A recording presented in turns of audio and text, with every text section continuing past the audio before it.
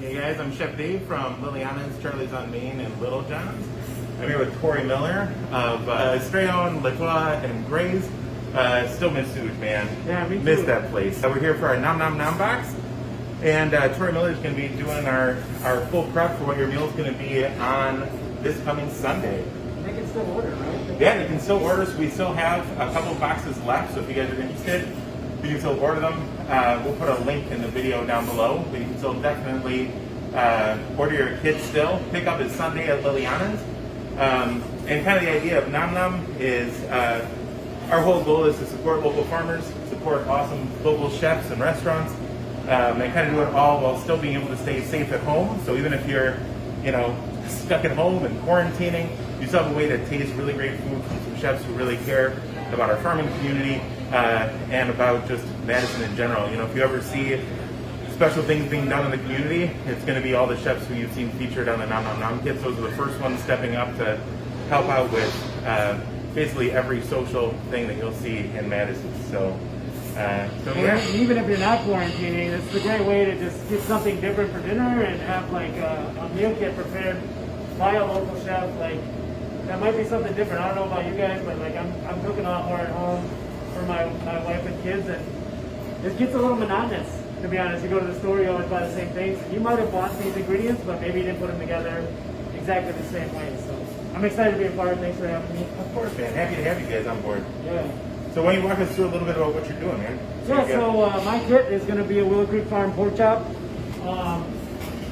that we brined, and we'll get into that a little bit, but it's going to be with whole grain mustard smashed potatoes and a sweet corn, shishito pepper, and cherry tomato relish. And then we finish with a blueberry gastrique and corn from Beach Armor, blueberries from Flights, shishitos from Savory Accent, cherry tomatoes from LaRue Farm, and like I said, pork chops from Willow Creek. When you get your box, this is going to be how you put it together. So it's kind of cool because you get everything like directly from the farm, and you can put it together how you want, but I'm going to show you how we do it. We didn't talk about these potatoes. These are from Don's Produce. I already started them so that we could have them ready to finish. But when we start cooking, the potatoes are going to take kind of the longest. So like heavily salted water, I don't peel them, just really wash them really well.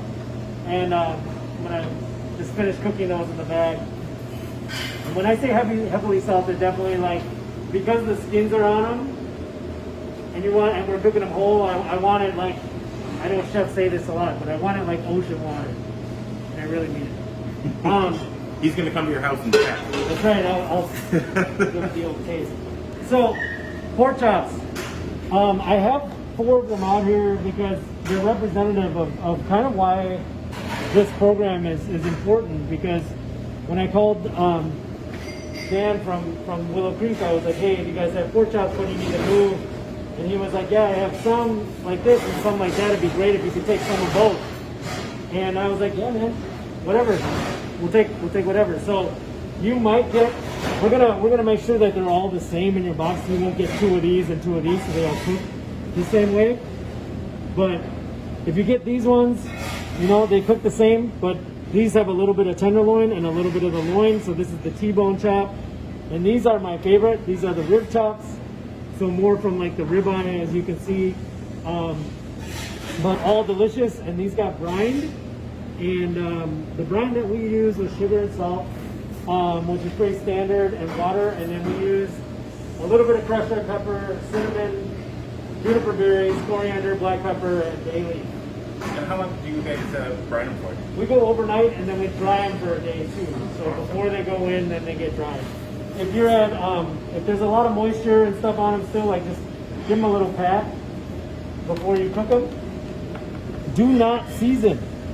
If you want to season with anything, you can put a little bit of pepper on them, but I'm just going to leave them au naturel. Yeah. And I'm only going to cook the one, and this one's kind of talking to me, so I'm gonna show you guys how we do that. So you've been in isolation a while when the pork chop starts talking to you. Yeah, exactly. So for us, I'm gonna use this like kind of cast iron pan, And I'm gonna get it pretty hot. Vegetable oil, canola oil, and a good amount.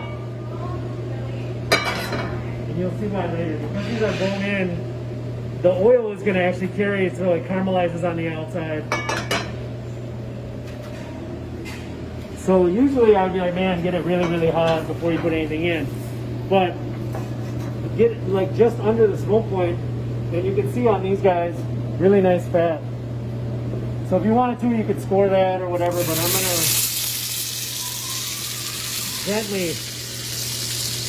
You know, that's one of the things about pork chops, man, is like, I know 80% of the people, when you say, oh, I got pork chops, they're thinking like dry, you know, whatever, and like really amazing local pork with all that marbling and fat, so much flavor. Really delicious. But I want to render it a little. The other thing I love about brine pork chops, and maybe this is just because I'm, you know, who I am and what I like to eat, but I like to eat the fat on a brine pork chop. It's really delicious. So by rendering it a little bit, it gets a really nice crust on the outside. And then you can, when you eat it later, you're going to notice the difference.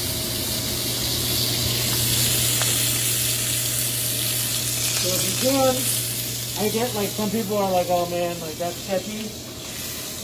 But to me, this is going to create a whole bunch of good flavor later. And then now my pan is fully hot.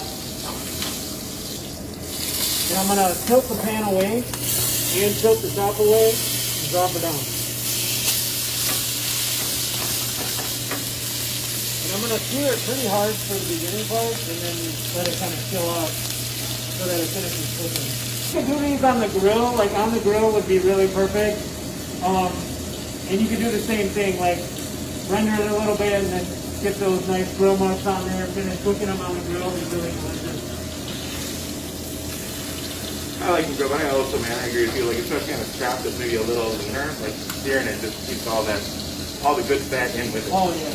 And you got, like for me, like I have a little bit more control on these guys.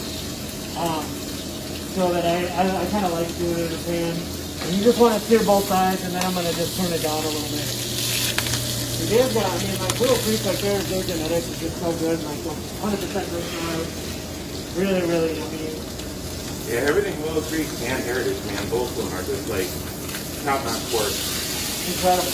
Yeah, one of the things that's always a struggle for restaurants is, especially in supporting local farms, and we ran into this with the first round of Nom Nom, is that a lot of local farms, if you're like, hey, I need like 200 pounds of short ribs, they're like, okay, give me 2 years, man, and I totally got that for you.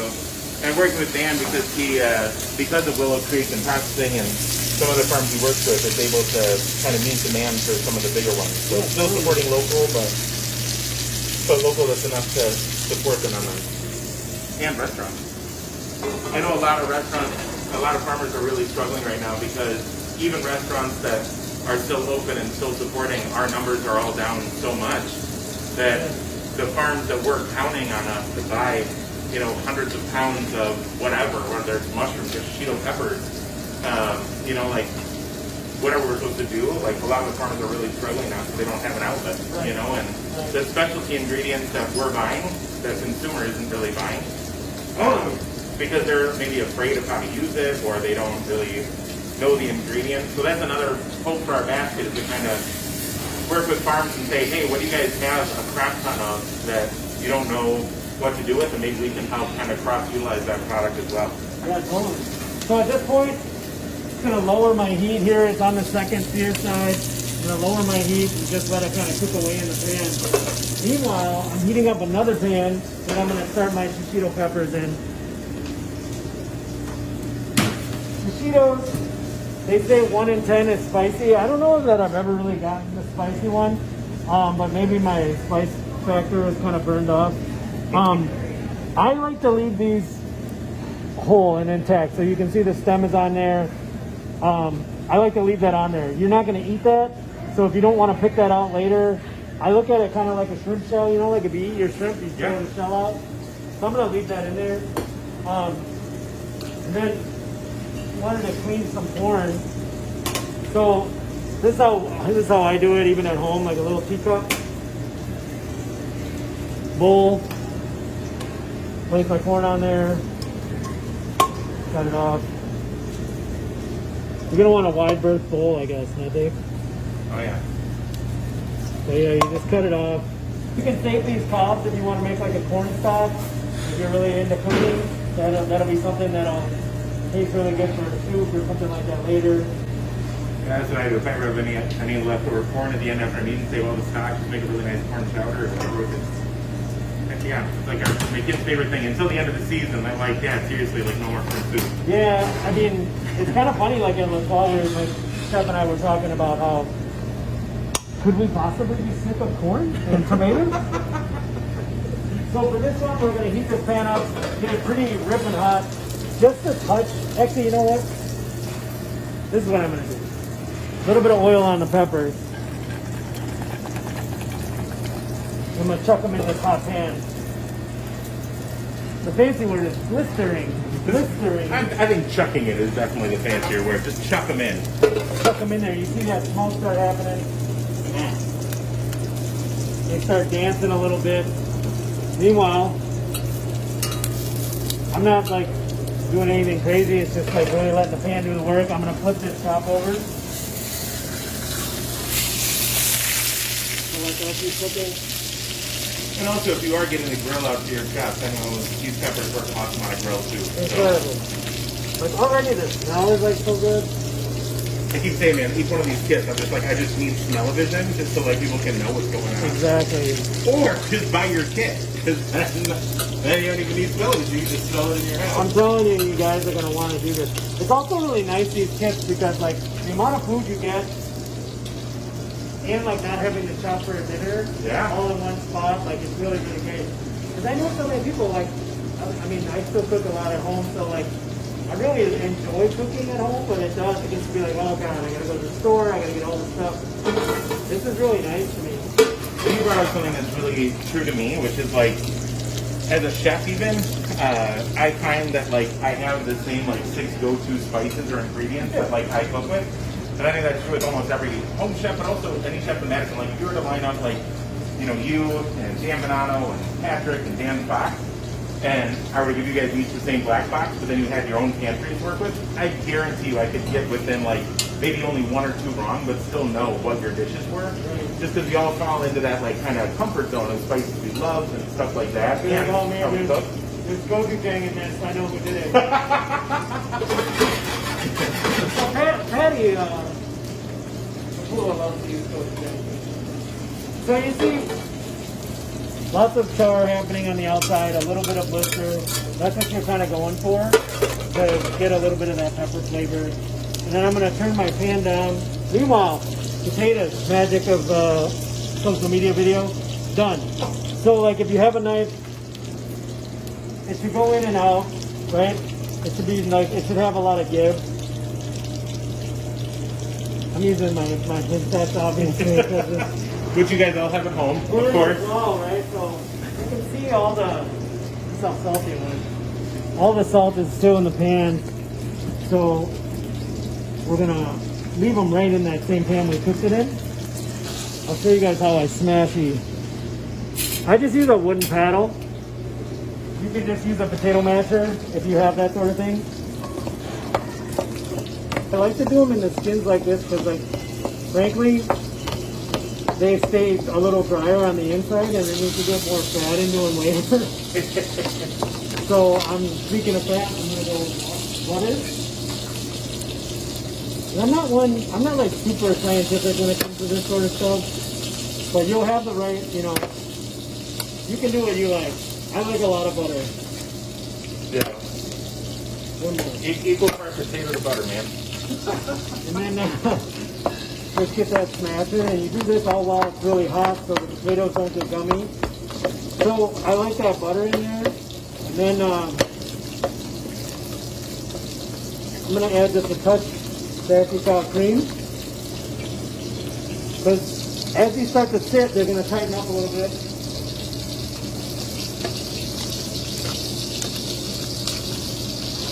And I like them pretty creamy and buttery. And then the last thing I'm going to do is I'm going to finish with some whole grain mustard. Mustard and pork go fantastically together, so I love to get that in there. It's like soup that adds like that little pop, that little crunch in your potato too, instead of just. Right, and it's not like overly like, oh man, it's like so much like some spicy Dijon don't really get it. And I like this because it's like chunky, but it's still like nice. When you season your potatoes like ahead of time, you don't have to add anything else. Like if you do it right, it's still good. These peppers are looking pretty good, and this one I'm adding a little bit of salt.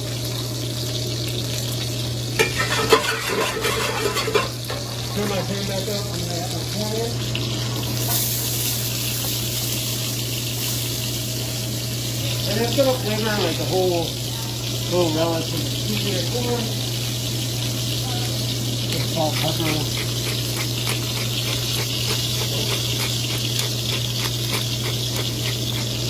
I think it's funny in the kitchen, you know, season just means salt and pepper, but if you ask anyone else to check seasoning, they're always like, what, does it need oregano? Does it need thyme? And I'm like, no, man, just like, Raw ingredients. remember your basics. Really, That was really. amazing to me how like 90% of the dishes that I try that aren't good, if they had just used salt and pepper, or less salt and pepper, Yeah. it could have been 500 times better. And then, our good old buddy butter again. Oh. Because if you have corn without butter, did you really have corn? But you definitely didn't have corn in Wisconsin. I don't think so. So a little bit of butter. Oh, just to be clear, guys, this is a chef's little bit of butter. Just to be clear, A little bit. just an eighth of a teaspoon of butter right there. Almost none The TV at 10 pounds of butter. of butter.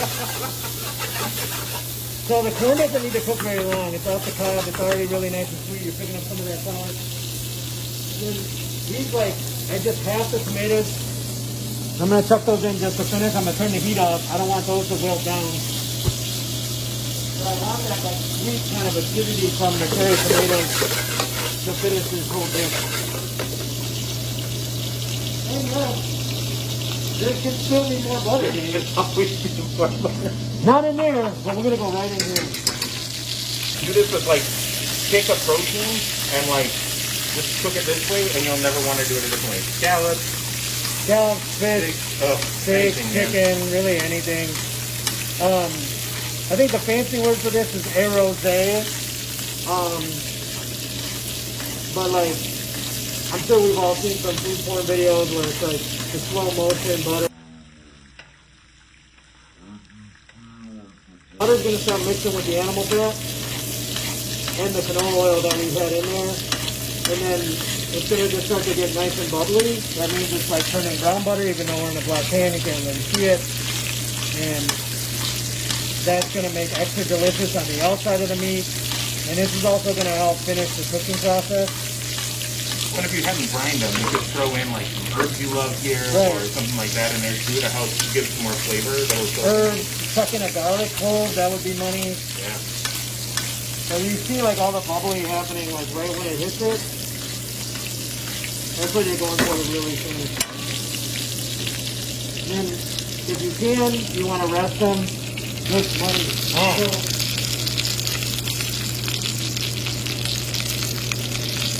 I'm gonna let that rest on the board actually. Don't pull it right out with your fingers. It's hot. It's hot! My kids and my wife always make fun of me because I just grab whatever it is. It doesn't matter. Just like with my chef fingers and. All it takes is like 15 years of burning the shit out of your hands. You'll be fine. So any plate you want, and you can do this as family style. You just chuck it out there if you're gonna get fancy with it. Really quickly before we finish, this is our blueberry gastrique. So What is a gastrique? gastrique basically is taking wine and like wine vinegar with a fruit and a little sugar and cooking it down. I don't like it to be, I still like mine to have this kind of juicy, which with blueberries you really got to watch it because there's so much pectin in them. But I don't like it to be really, really thick like a jelly. Yeah.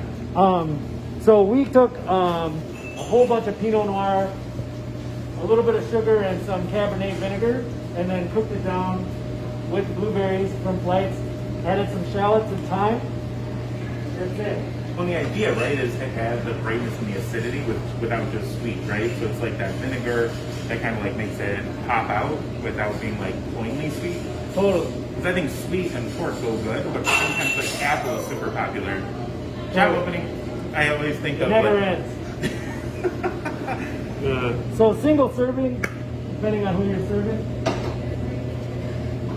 and in that serving, guys, there's about 3/4 of a cup of butter, half a cup of potato. I like to put everything kind of in the center. My wife would love you though that you're not putting it on top of it. Like I'm like everything stacked on top, and my wife hates it. She's like, can everything just be separate, please? Yeah, I mean, I think it's really like all chefs are different. Sometimes people really are like, I'm gonna put one thing here, one thing way over here. Let the art. To me, I'm like, well, I'm just making supper, you know, like I'm trying to get dinner on the table. So I like to cheat a little bit here when I'm plating, and I'll put a little sauce first, and that like makes it a little bit easier for me to get around before I put this honk and chop on there. And then if you're in a restaurant, like, to everyone out there, the bone goes away from the guest. If it's this way, it's upside down. The bone goes away. The first cut should be into something super delicious like this nice, fatty, crispy pork, not a bone. So put that right there. Servers? I'm telling you, it happens all the time. I know, man. The struggle is real. And then I'm gonna put some blueberries right over the top. And then you can finish if you want a little bit more. And that's it. Oh, it's freaking beautiful, man. Wilkie Farm Nom Nom Nom box creation right there. It looks really good. That was really good, man. I can't wait to try it. I can't wait for you to try it either. Oh, it's looking good, you guys. Anyway, hey guys, we still have a couple of these boxes left. Thank you again, Chef Tory Miller. Thank you. Appreciate it so much. And guys, thank you so much for all your support you've been doing with farms.